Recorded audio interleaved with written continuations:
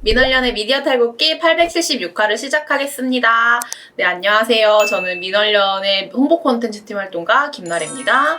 네, 모니터팀 활동가 박채린입니다. 꾸벅. 오늘은 언론계 침묵 카르텔을 다뤄보려고 해요. 방금 말씀드린 것처럼 미디어 오늘 어제 손가영 기자님과 함께 방송을 진행했었는데요. 어제는 그 고 이재학 청주방송 PD님의 어떤 합의 타결 문제를 이야기하면서 왜 언론에서는 이런 언론계 비정규직 노동자들, 프리랜서들의 처우, 그들이 처해 있는 노동 현실 문제를 언론이 다루지 않을까 이런 얘기를 좀 했었는데요. 그거의 연결선에 있는 문제로 언론들의 서로 잘잘못을 가려주는 어떤 침묵 카르텔 이야기를 해보려고 합니다. 박채린 활동가가 이번에 쓴 모니터 보고서가 그것과 연관된 내용이에요. 어떤 사건을 다뤘죠? 네, 한마디로 말하면 조선일보 기자의 도둑 취재 사건입니다. 네, 지난 17일 조선일보의 정모 기자가 서울시청의 한 사무실에 몰래 들어가서 문서를 촬영하다가 발각이 된 겁니다. 이때가 새벽 6시 50분쯤인 걸로 알려져 있고요. 당시 기자가 몰래 봤던 거는 박원순 전 시장의 성추행 의혹 대응 관련 문건이라고 언론에 보도가 됐습니다. 침입했던 사무실이 무슨 여성가족 정책실이었던 걸로 그 기억해요. 관련 업무를 담당하는 사람의 집무실이었고요. 그리고 좀 더 황당한 것은 이 기자가 당시 서울시청 출입 금지 징계를 받고 있었다는 이 징계는 왜 받은 거예요? 네, 지금 그 3월 달에 이제 코로나가 한창 확산하고 있었을 때쯤에 시청에 출입하던 타올론사의 기자가 이제 대구 취재를 다녀왔다고 합니다. 그때도 코로나 대구가 되게 심했죠. 근데 취재 이후에 되게 발열 증상이 나서 이제 출입 기자단은 예방 목적으로 기자실을 잠깐 폐쇄를 했었습니다. 그런데 이 조선일보 기자가 자신은 그런 결정에 합의를 한 적 없다면서 이제 기자실에 나왔던 겁니다. 그래서 7월 25일까지 도둑 취재를 했던 17일에도 시청 기자실 출입 정지 상태였던 겁니다.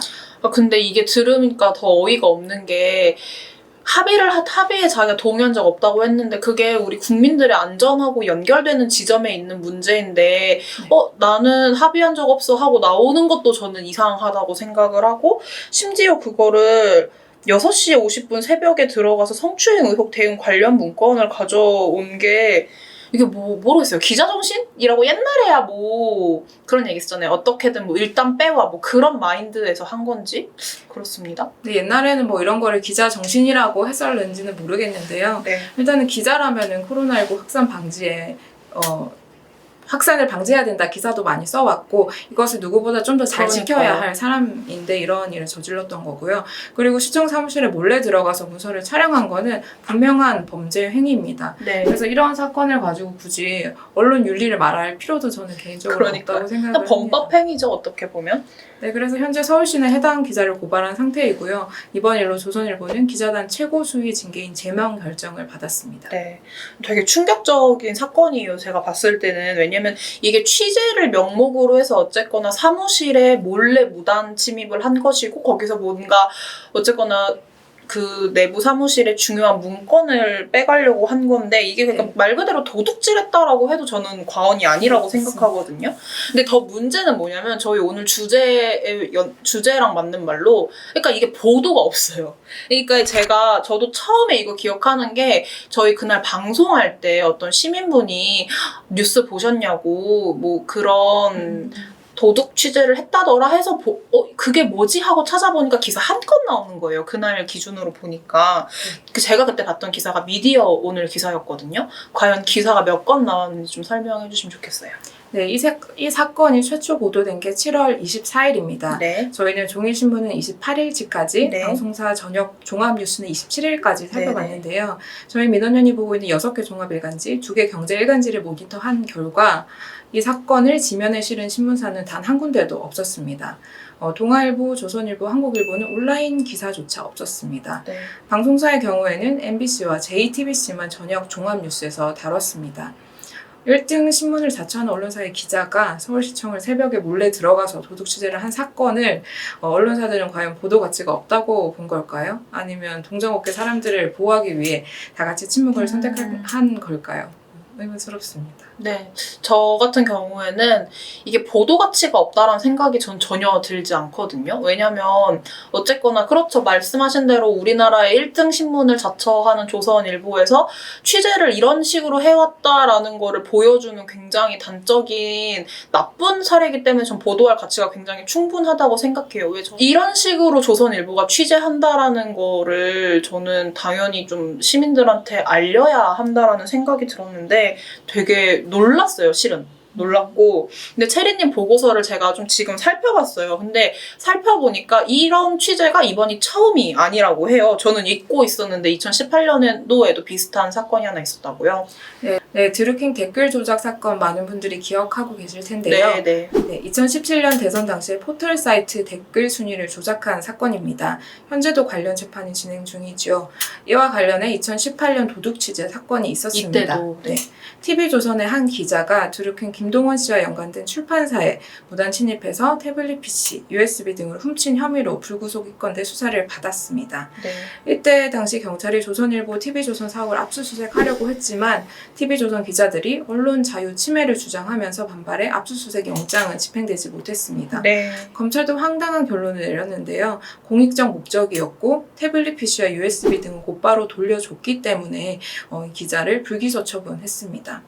언론 자유라 하더라도 분명히 지켜야 할 선이 있습니다. 범죄를 허용하는 자유는 있을 수 없습니다. 네, 그렇죠. 제가 이거 알려주셔가지고 뉴스 좀 찾아봤거든요. 뉴스 좀 찾아봤더니 되게 진중한 얼굴로 다들 그 피켓 들고 나와가지고 언론 자유 탄압하지 말라고 외치고 또 이제 그거를 되게 일찍 아침부터 시작을 했더라고요. 바리케이드 치고 일찍 시작했는데 또 이제 경찰은 좀 저녁 늦게 왔어요. 한 6시 반쯤 뭐 그때 와가지고 앞에서 이제 얼굴 마주보고 영장을 가져왔으니 수색할 수 있게 협조를 해달라고 하는데 끝까지 안 비키니까 30분 만에 경찰이 이제 가더라고요. 가면서 다른 기자들이 질문을 해요. 여기 압수수색하면은 그 기자 TV조선 전체를 뭐 어떻게 수색을 하는 거니까 그 경찰분도 약간 단호하게 아니다. 해당 기자가 가지고 있는 증거물 관련해서만 혹시 뭐 더 다른 게 오고 갔는지 그런 거를 압수수색하러 왔다라고 했는데 그것조차도 하지 못하게 언론 자유 침해라는 그러니까 모르겠어요. 언론의 자유 침해란 말이 전 되게 뭐라 그럴까요? 오용되고 있었다라는 생각이 좀 들더라고요. 그래서 그때도 뭐 그런 문제가 발생했었는데 이때는 보도가 어땠는지 좀 얘기해 주시면 좋겠네요. 네, 그때도 거의 외면하다시피 했습니다. 2018년 TV조선 기자의 무단 침입이 처음 보도된 게 2018년 4월 23일이었습니다. 네네. 저희는 이때부터 경찰이 TV조선 본사 압수수색을 시도한 다음 날인 26일까지의 기사를 살펴봤는데요. 네. 먼저 종이신문을 보면요. 거의 보도하지 않았다고 봐도 무방합니다. 네네. TV조선 기자의 무단 침입 때는 침묵을 하다가 경찰이 압수수색을 하자 이때 딱 이 부분에만 초점을 맞춰서 맞아요. 기사를 내보낸 경우가 대다수였습니다. 그리고 중앙일보, 한국경제, 매일경제는 지면에서도 다루지 않았습니다. 방송의 경우에는요. 채널에 있는 저녁 종합뉴스에서 단 한 차례도 다루지 않았고 당사자인 TV조선은 사과를 언급한 클로징 멘트를 포함해 2건을 보도했습니다. 네. KBS는 2건, MBC와 SBS, JTBC, MBN은 각 한 건씩 다뤘습니다.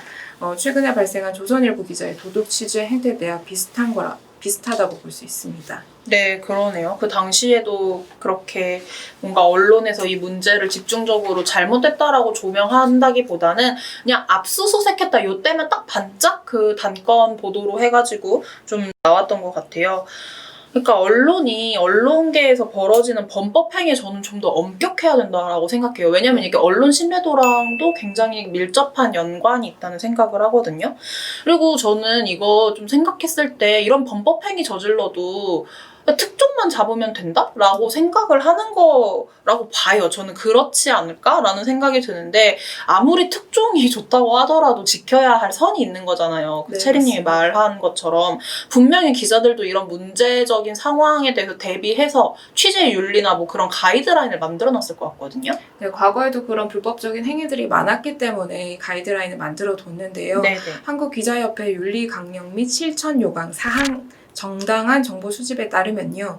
기자는 취재 과정에서 항상 정당한 방법으로 정보를 취득해야 함을 명시하고 있습니다. 네. 그리고 조선일보에서도 이와 관련해서 가이드라인을 만들어 놓고 있는데요. 네. 조선일보 윤리규범 가이드라인 제7장 1조 사생활 침해 1항에서는 기자는 취재를 위해 개인 주거지나 집무실 등 사적 영역에 무단 출입을 하지 않는다라고 적고 있습니다.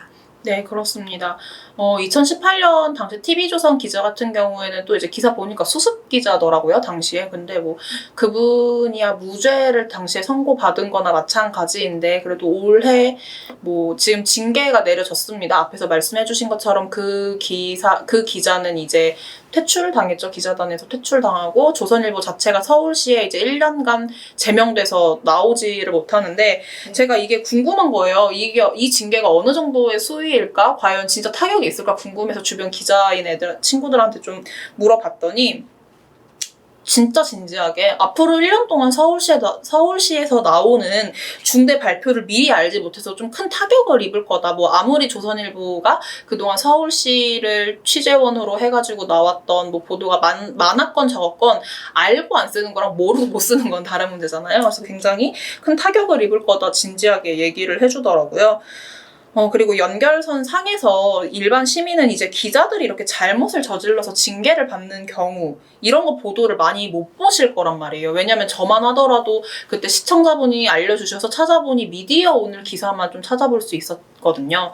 그런데 이런 거하고 관련해서 어떤 뭐 서울시뿐만 아니라 뭔가 공공기관 이런 데서 징계받는 게 적지 않더라고요. 제가 찾아보니까 은근 그런 경우들이 발생을 하는데 보도가 없어서 몰랐던 거예요. 찾아보니까 2019년도에 머니투데이 어떤 기자도 교육부에서 정직 3개월을 당한 적이 있는 거예요. 그래서 왜 그랬는지 찾아보니까 문아무개 기자가 교육부 소속 사무관에게 식사 자리에서 욕설을 내뱉었다고 해요. 근데 이것도 이 자리도 굉장히 어이가 없었던 게 여기서 러브샷을 강요했대요, 사무관한테. 근데 그 사무관이 거부를 하니까 굉장히 심한 욕설을 내뱉고 모욕적인 언행을 해서 굉장히 엄중하게 사안을 바라봤고 뭐 그 결과로 정직 3개월, 뭐 저는 굉장히 짧다라고 생각하긴 하는데 어쨌거나 이런 사례도 있었어요, 2019년도에. 근데 지금 제가 이야기하는 거 과연 시청자분들이 많이 아실까? 잘 모르겠어요. 왜냐면 저도 이런 사안이 적진 않아 이러고 전해 들은 거여서 기사를 찾아보니까 미디어 오늘에 딱 3건 있더라고요. 다른 데서 보도가 안 돼서 아마 좀 많이들 모르실 것 같아요. 이게 언론이 서로의 잘잘못을 가려주는 현실이라고 저는 생각이 들거든요. 그러니까 언론이라는 같은 업을 하고 있는 데서 부끄러움을 좀 숨기고 싶은 건가? 라는 생각도 좀 없지 않아 들어요. 근데 오히려 저는 대서특필에도 모자랄 사안이다라는 생각이 듭니다. 또 이거의 연결선 상에서 최근에 MBN이 저지른 범죄 보도도 저희가 못 봤어요. 그러면 MBN과 관련해서 짧게 먼저 설명을 드리면요. MBN이 설립 과정에서 필요한 자본금이 있었는데 그거를 불법 충당한 혐의로 유죄 판결을 받은 겁니다. 네네. MBN 측이 모든 공소 사실을 스스로 인정을 했고요. 그래서 한마디로 얘기하면은 설립 요건도 갖추지 못한 방송사가 승인을 받은 겁니다. 재승인 취소가 될 수 있는 사안이죠? 네, MBN은 오는 11월 달에 재승인 심사를 앞두고 있거든요. 네. 이는 분명하게 승인이 취소될 만한 중대한 사유입니다. 네네. 그런데 MBN은 물론 계열사인 매일경제는 사과는커녕 단 한 건의 보도도 다루지 않고 있었습니다. 최근 MBN의 인기 프로그램 중 하나가 보이스 트롯인데요. 이 프로그램을 매일경제가 홍보성 기사로 꽤 많이 써주고 있습니다. 아, 거기도 또 트롯 하나요? 네, 그런데 MBN의 범죄 행위에는 침묵을 하고 있는 것이죠. 네. 저희가 방송에서는 자세히는 설명을 못 드렸는데요. 채널A 거번 유착 의혹도 마찬가지입니다. 네. 이동재 전 채널A 기자가 구속된 7월 17일부터 28일까지 관련 보도를 한번 찾아봤는데요. 네. 채널A의 경우에는 1건, 동아일보는 3건 정도만 보도를 했습니다. 이 정도의 수치는 동종업계라서 침묵해준 것이 아닌가 하는 의혹을 지울 수가 없는 정도의 보도량입니다. 네. 말이 안 되는 것 같은 게 채널A 본인들이 연루되어 있다라고 굉장히 강력하게 의심을 받고 있는 사건이고, 그러니까 저는 그것만 기억했어요. 뉴스에서 사과했잖아요. 자기네 기자 취재윤리 위반했다, 죄송하다 이래가지고 그래도 그 뒤로 좀 알아서 잘 다뤄주겠거니라고 생각하고 있었던 제가 바보였네요. 동아일보도 안 다루고 그리고 지금 뭐 조선일보 이런 데서 보도가 그래도 꽤 나오고 있는데 그것도 웃긴 게 뭐냐면은 검언유착 의혹을 만들어내고 있다라는 식으로 채널에 감싸주는 보도들이 나오고 있거든요. 그 부분도 뭐 또 다뤄볼 기회가 있을 수 있겠습니다.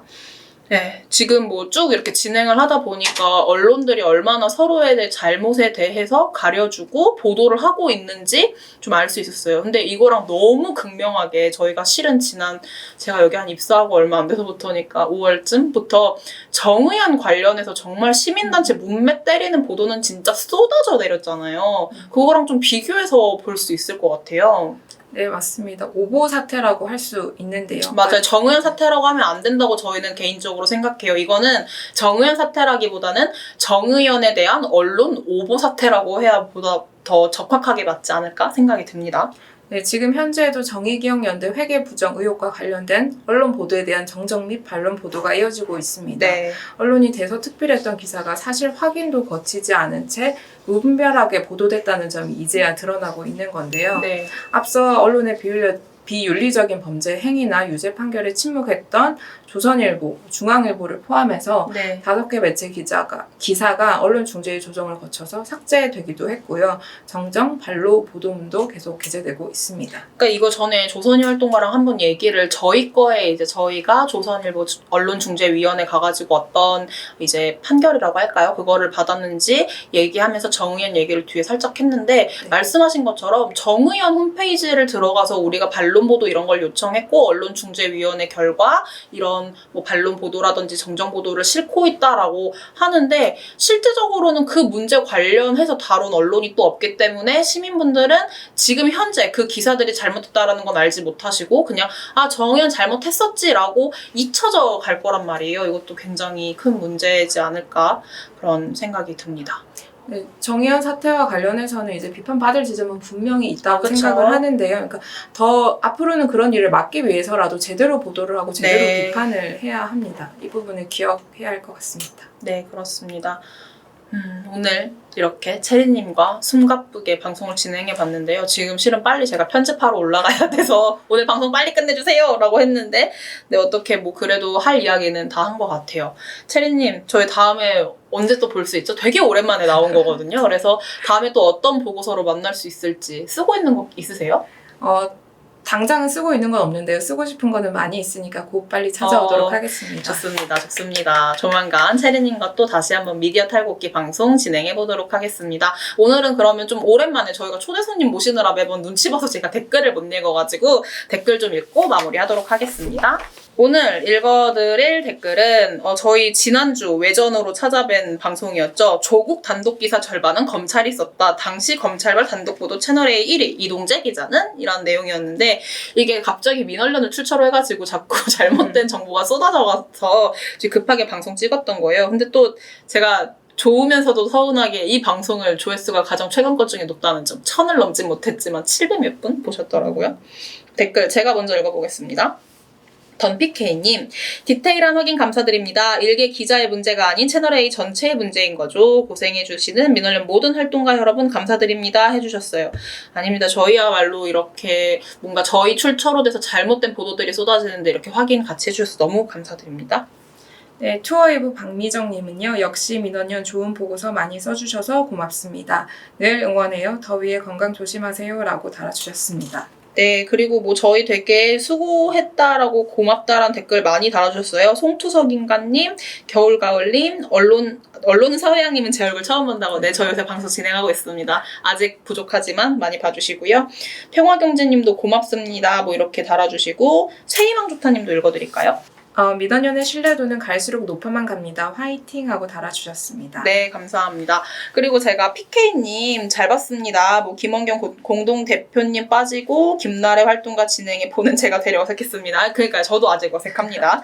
근데 이제 분위기 주도해서 이끌어 가신다고 잘 보고 있다고 해주셨는데 시의성 이런 방송이 굉장히 아쉬우시대요. 하루 정도 텀이면 괜찮지만 녹화 시점과 방송 시점 차이가 이틀 이상 나는 방송은 볼 필요성이 줄어드는 것 같습니다. 라고 해주셨는데 너무너무 공감을 하는 부분이에요. 저희도 되게 시의성 쫓아가는 것도 중요하다 생각하고 말씀해주신 부분 되게 뼈아프게 느끼는데 좀 이게 어쩔 수 없는 지점이 어떤 사건이 발생을 해요. 그러면은 뭐 그게 한 2주 전에 발생을 했으면 그 문제를 캐치하고 이제 그걸 분석해서 저희 활동가들이 내는데 한 일주일 정도 시간이 걸리죠. 그러면은 그거를 또 저희가 그냥 나갈 순 없잖아요. 뭔가 원고도 써야 되고 정리를 하다 보니까 좀 그 텀이 있다는 점은 너무너무 죄송하지만 좀 양해를 부탁드리고요. 최대한 그래도 가장 빠르게 전해드리려고 시간을 잡고 있으니 좀 양해를 해주시고, 또 진짜 갑자기 또 사건 터지면 저희 또 갑자기 방송 켜가지고 찍잖아요. 그런 방송도 좀 재밌게 많이 봐주셨으면 좋겠습니다. 이런 얘기 달아주셔서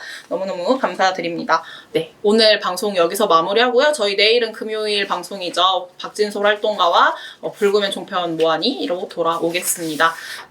네, 저희는 금요일 박진솔 활동가와 함께하는 고정 코너 불금의 종편 모하니로 돌아오겠습니다. 민월련의 미디어 탈곡기는 내일도 열심히 털어드리겠습니다. 탈탈탈 안녕.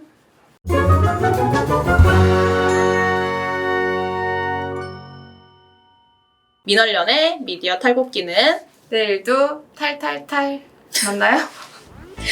민월련의 미디어 탈곡기는 내일도 열심히 털어드리겠습니다. 네, 아니 제가 넣어주세요. 알았어요, 넣어드릴게요. 바빠 죽겠는데 진짜. 아니에요. 내일도 열심히 털어드리겠습니다까지 해주세요. 그리고 저랑 같이 탈탈탈 안녕.